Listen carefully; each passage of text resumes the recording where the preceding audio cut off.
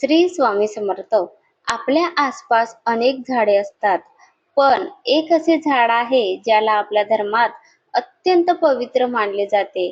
इतकेच नाही तर भगवान श्रीकृष्णांनी भगवद्गीतेमध्ये स्वतः म्हटले आहे, सर्व वृक्षांमध्ये मी पिंपळ वृक्ष आहे. पण पिंपळ वृक्षामध्ये असे काय विशेष आहे? भगवान विष्णूंना हा वृक्ष इतका का प्रिय आहे? विष्णू पुराण, पद्मपुराण आणि इतर धर्मग्रंथांमध्ये या वृक्षाबद्दल काय सांगितले आहे? पिंपळाची पूजा केल्याने कोणते आध्यात्मिक लाभ मिळतात आणि आपल्या पूर्वजांनी या वृक्षाला देववृक्ष का म्हटले?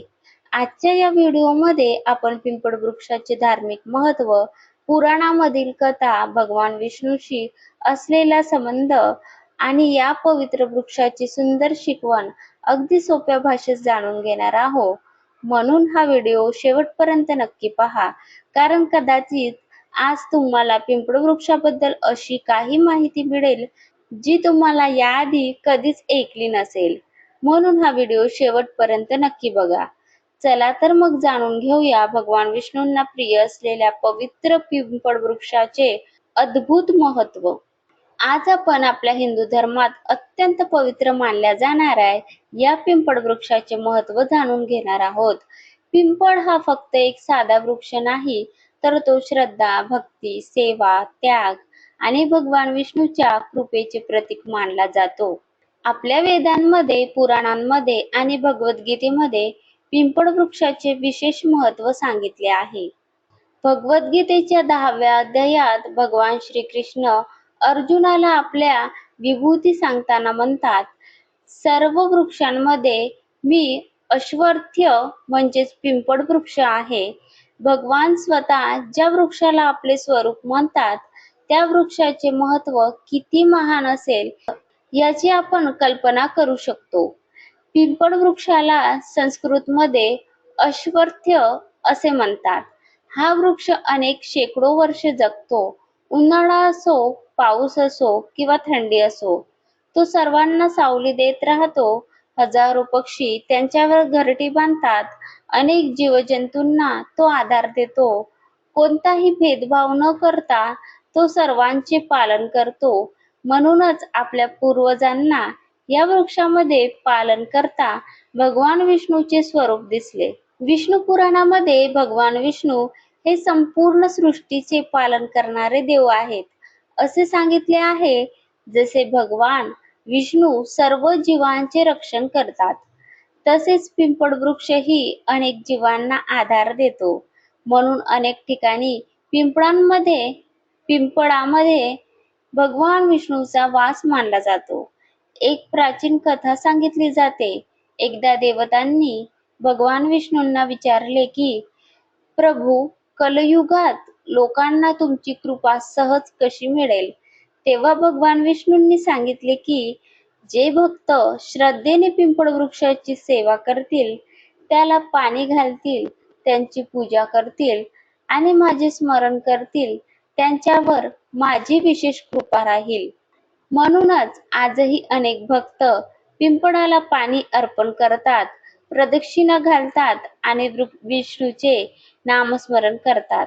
म्हणून आपण श्रद्धेनुसार असे केल्याने मनाला शांती मिळते, घरातील नकारात्मकता कमी होते आणि भक्ती वाढते. आपल्यामधील कितीतरी दोष कमी होतात. स्कंद पुराण आणि पद्मपुराणामध्ये देखील पिंपळाचे महत्त्व वर्णन केले आहे. या ग्रंथामध्ये पिंपळ वृक्षाला देववृक्ष म्हटले आहे. अशी मान्यता आहे की या वृक्षामध्ये विविध देवतांचे सूक्ष्म स्वरूप वास करते. म्हणून पिंपळ तोडणे किंवा त्यांचा अपमान करणे अशुभ मानले जाते. आपल्या गावांमध्ये पूर्वी अनेक पिंपळ वृक्ष असायचे. गावातील लोक त्यांच्या सावलीत बसून चर्चा करायचे, भजन करायचे, कथा ऐकायचे. त्यामुळे पिंपळ हा फक्त वृक्ष नव्हता, तर समाजाला एकत्र आणणारे केंद्र होता. पिंपळ वृक्ष आपल्याला एक सुंदर जीवन शिक्षण देतो. तो कधीच कोणाकडून काही मागत नाही. स्वतः उभा राहून तो सर्वांना देत राहतो. सावली देतो, प्राणवायू देतो म्हणजे हवा देतो, आश्रय देतो, आपल्यालाही जीवनात असेच बनण्याची शिकवण तो देतो. भगवान विष्णूंना पिंपळ प्रिय का आहे याचे कारणही हेच आहे. जो स्वतःपेक्षा इतरांचा विचार करतो, जो सर्वांना मदत करतो, जो कोणताही भेदभाव करत नाही, तोच भगवान विष्णूंना प्रिय असतो. पिंपळ वृक्ष या सर्व गुणांचे जिवंत उदाहरण आहे. काही ठिकाणी अशी कथा सांगितली जाते की माता लक्ष्मीला देखील पिंपळ प्रिय आहे. ज्या ठिकाणी पिंपळाचे संरक्षण केले जाते त्या ठिकाणी देवकृपा आणि सकारात्मक ऊर्जा वाढते, अशी श्रद्धा आहे. म्हणून अनेक लोक पिंपळाच्या वृक्षाजवळ दीप लावतात आणि प्रार्थना करतात. तर पिंपळ वृक्षाची पूजा करण्यामागचा खरा अर्थ फक्त विधी नाही, त्यामागे निसर्गाचा सन्मान, जीवमात्रावर प्रेम आणि भगवान विष्णूचे स्मरण ही भावना आहे. वृक्षांचे संरक्षण करणे म्हणजे देवाने निर्माण केलेल्या सृष्टीचे रक्षण करणे होय. आजच्या काळात झाडांची संख्या कमी होत चालली आहे. अशा वेळी पिंपळासारख्या पवित्र वृक्षांचे जतन करणे, त्यांचे संरक्षण करणे, काळजी घेणे ही प्रत्येकाची जबाबदारी आहे. एक पिंपळ लावणे म्हणजे भविष्यात हजारो जीवांना आधार देणे होय. शेवटी एवढेच सांगिते की पिंपळ हा केवळ वृक्ष नाही, तर श्रद्धेचा, सेवाभावाचा आणि भगवान विष्णूच्या कृपेचा जिवंत संदेश आहे. भगवद्गीता, विष्णू पुराण आणि इतर अनेक पुराणांमध्ये या वृक्षांचे महत्त्व सांगितले आहे. त्यामुळे या पवित्र वृक्षाचा आदर करा, त्यांचे संरक्षण करा आणि भगवान विष्णूचे नामस्मरण करत राहा. भगवान विष्णू आणि माता लक्ष्मी यांची कृपा आपल्यावर सदैव राहो यासाठी आपण या पिंपळ वृक्षाची नेहमी पूजा करत असतो. म्हणून आपल्यालाही यांची पूजा करायची आहे. आपण देवाच्या शोधात अनेक ठिकाणी जातो, पण कधी कधी देव आपल्याला निसर्गाच्या रूपात भेट देत असतो. पिंपळ वृक्ष हा त्याच दिव्य स्वरूपांमध्ये एक आहे. जो वृक्ष स्वतः उन्हात उभा राहून इतरांना सावली देतो, स्वतः काहीही न मागता सर्वांना आधार देतो, तोच आपल्याला खऱ्या धर्माची शिकवण देतो. म्हणून पिंपळाची पूजा म्हणजे फक्त एका झाडाची पूजा नाही, तर सेवा, त्याग, दया आणि भगवान विष्णूच्या पालनकर्त्या स्वरूपाचा सन्मान आहे. चला आपण सर्वजण एक संकल्प करूया की या पवित्र वृक्षांचे संरक्षण करू, नवीन झाडे लावू आणि आपल्या पुढील पिढ्यांसाठी हिरवा वारसा जपू. कारण वृक्षाचे रक्षण म्हणजे सृष्टीचे रक्षण आणि सृष्टीचे रक्षण म्हणजेच ईश्वराची सेवा. ईश्वर सेवा. भगवान श्रीकृष्णांनी स्वतः ज्या वृक्षाला आपले स्वरूप म्हटले त्या पिंपळ वृक्षाची आपण पूजा पाठ करूया. आपण दररोज पिंपळांना जरी पाणी घातले तरी भगवान श्री विष्णूंची सेवा केल्यासारखे होते. म्हणून पिंपळांची पूजा करा, आराधना करा. म्हणजेच पूजा केली, पाणी घातले आणि दिवा लावला तर भगवान विष्णूंचे स्मरण करून दिवा लावले, पूजा केली तर ती त्यांच्यापर्यंत नक्की पोहोचतात. आता अनेकांच्या मनात एक प्रश्न येतो की पिंपळ वृक्षाची पूजा कशी करावी आणि कोणत्या दिवशी करावी. धार्मिक श्रद्धेनुसार पिंपळांची पूजा विशेष करून गुरुवारी, शनिवारी आणि एकादशीच्या दिवशी करणे शुभ मानले जाते. सकाळच्या वेळी स्वच्छ होऊन स्वच्छ मनाने पिंपळ वृक्षाजवळ जावे. सर्वात आधी भगवान विष्णूचे आणि माता लक्ष्मीचे स्मरण करावे. त्यानंतर पिंपळाच्या मुळाशी स्वच्छ पाणी अर्पण करावे. काही भक्त पाण्यामध्ये थोडे गंगाजलही मिसळतात किंवा दूध सुद्धा अर्पण करत असतात. त्यानंतर हळद, कुंकू, अक्षता आणि फुले अर्पण करावीत. शक्य असल्यास तुपाचा किंवा तेलाचा दिवा लावावा.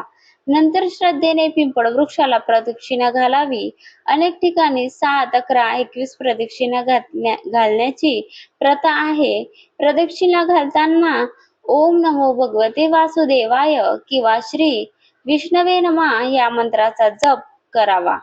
पूजा झाल्यानंतर भगवान विष्णूंना नमस्कार करून आपल्या कुटुंबाच्या सुखसमृद्धीसाठी प्रार्थना करावी. पण सर्वात महत्त्वाची गोष्ट म्हणजे पूजा केवळ विधी म्हणून करू नका. श्रद्धा, भक्ती आणि चांगले कर्म यांच्यासोबत केली तरच तिचे खरे महत्त्व आहे. आपल्या मनातील इच्छा पूर्ण करण्यासाठी, नोकरी, व्यवसायामध्ये प्रगती होण्यासाठी, नोकरी लागण्यासाठी असे मानले जाते की पिंपळ वृक्षाची भक्तिभावाने सेवा केल्याने आपल्या मनाला शांती मिळते, मनातील इच्छा पूर्ण होतात, भगवान विष्णूचे स्मरण कायम राहते आणि निसर्गाविषयी आदरही निर्माण होतो. आपल्या घरामध्ये आर्थिक अडचणी असल्यास पिंपळ वृक्षाच्या पूजा नक्कीच करावी. आपल्या मागे असणारे काही दोष असतील ते सुद्धा पिंपळ वृक्षाची पूजा केल्याने कमी होत असतात.